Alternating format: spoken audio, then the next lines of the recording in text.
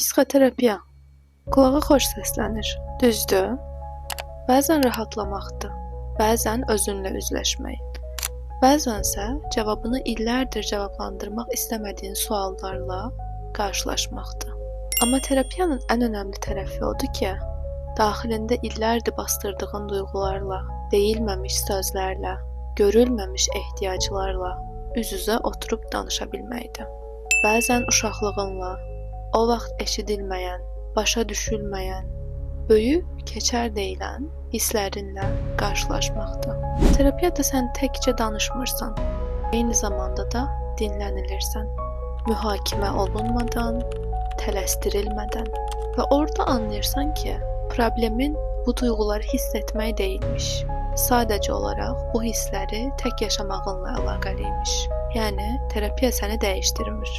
Sadəcə olaraq səni özünlə yenidən tanışdırır.